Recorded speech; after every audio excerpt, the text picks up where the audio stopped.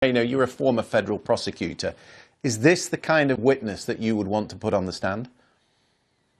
Christian, there were so many things, so many lines I took from Ms. Hutchinson's testimony today. But one I wrote down. I mean, as an American, I was disgusted. We were watching the Capitol being defaced over a lie. This was devastating testimony by Ms. Hutchinson. She was credible, she was organized, she was believable, and she was an insider. And like Amanda said, I mean, we have so much more information after these 2 hours of testimony about what happened that day and how aware and how cognizant the White House was that there was going to be violence at the Capitol on January 6th, and the president sat on his hands. And the people around him said, Mr. President, we have to do something. And he did nothing. He encouraged it. Very, very, very effective testimony, and has political and legal consequences for that former president. Yeah, cognizant of the threat. Joe, there were clearly concerns within White House counsel in the run-up to the speech he made at the Ellipse on January 6th. They'd seen an advance copy of the speech. They wanted to take out language that was in there, such as fight for Trump, fight for me, derogatory things about the vice president. But they were also worried, Pat Cipollone was worried, that the president was intent on marching on the Capitol. Have a listen to the evidence she gave about this desire to lead the mob to the Hill.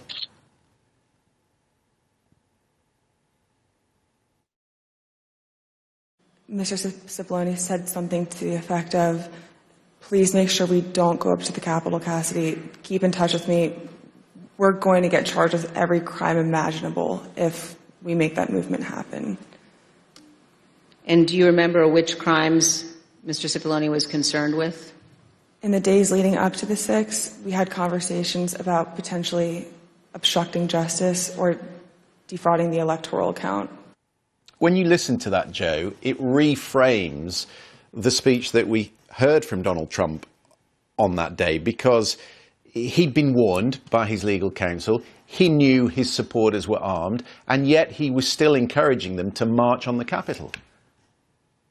Christian, I mean, as bad as the mobs and the violence were on January 6th, can you imagine if the President of the United States walked up the steps of the Capitol building with a mob behind him? And how could Capitol Police have possibly fended that off? So thank goodness that didn't happen.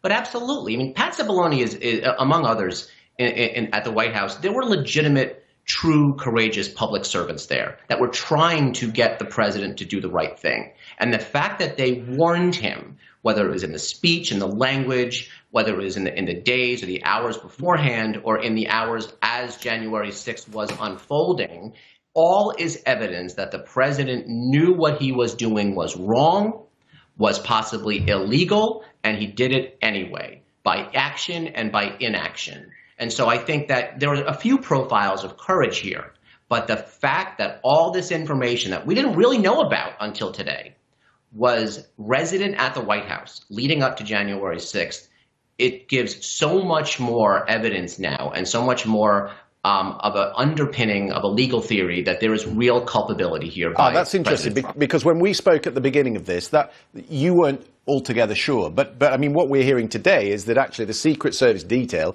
in fact, stopped the president leading a coup, leading the march on the Capitol with armed supporters. I mean, that's essentially what she's saying. What about the evidence? What about the witness tampering that Liz Cheney pointed to at the end of today's hearing, which is perhaps more explosive than all the testimony about his character? This is what she said about the mafia-style calls and messages from people close to Trump telling potential witnesses to remain loyal. Here's how one witness described phone calls from people interested in that witness's testimony. Quote, "What they said to me is, as long as I continue to be a team player, they know I'm on the right team. I'm doing the right thing. I'm protecting who I need to protect. You know I'll continue to stay in good graces in Trump world. And they have reminded me a couple of times that Trump does read transcripts.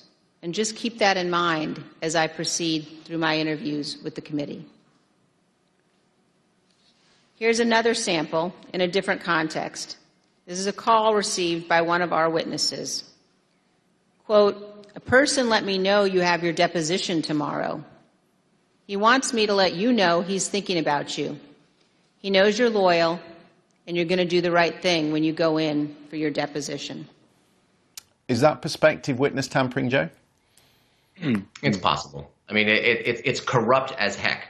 Is it illegal?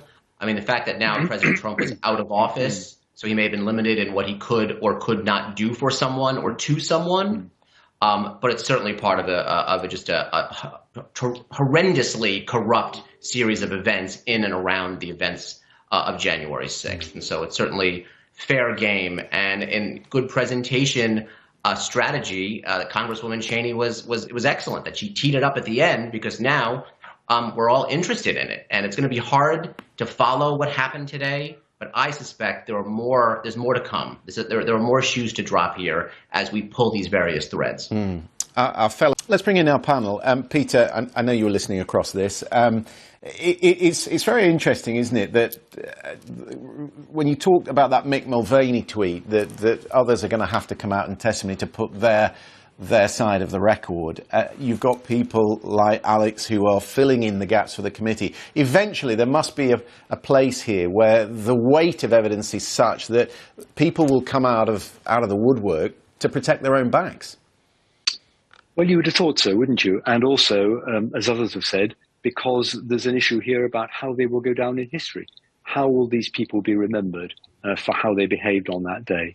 And the thing that this leaves me with particularly is the sense that even a democracy as deep-rooted and long-lasting as America's, which we all imagined was one of the beacons of democracy in the world, even that is in peril if people behave recklessly, irresponsibly, trample over the rules and the conventions at the top of a country like America. It's deeply worrying, I think, and it's a reminder to all of us that democracy is always fragile and has to be protected. Some people, Joe, did know the difference between right and wrong, but there were some fairly senior lawyers who were prepared to side with the president. The FBI has been exercising search warrants in the last few days, not only for the lawyer John Eastman, who was the architect of the false electors scheme, but also Jeffrey Clark, this junior attorney in the Department of Justice who was prepared to take over as Attorney General and tell Georgia that the election was corrupt. Do you think, given that we're talking about FBI warrants for attorneys, and the bar is set much higher for attorneys, does that suggest to you that the DOJ is now seriously looking at criminal charges? Yes. I mean, Christian, I have been skeptical. I have said for a while that what Congress is doing is effectively a very delayed impeachment trial and hearing of the president, and that it was unlikely to go criminal with the Justice Department. My view has changed in the last week. With these subpoenas we've seen to these various fake electors across states, to your point, the raid on Jeffrey Clark's house, the seizing of John Eastman's cell phone. They're definitely ramping up. They're using evidence from the committee. I'm sure they have evidence of their own being obtained by the FBI. And this, to me, leads to a much higher likelihood than I would have said even a week ago, that what they're doing is building a criminal case against members of the White House, including and possibly exclusive to the president.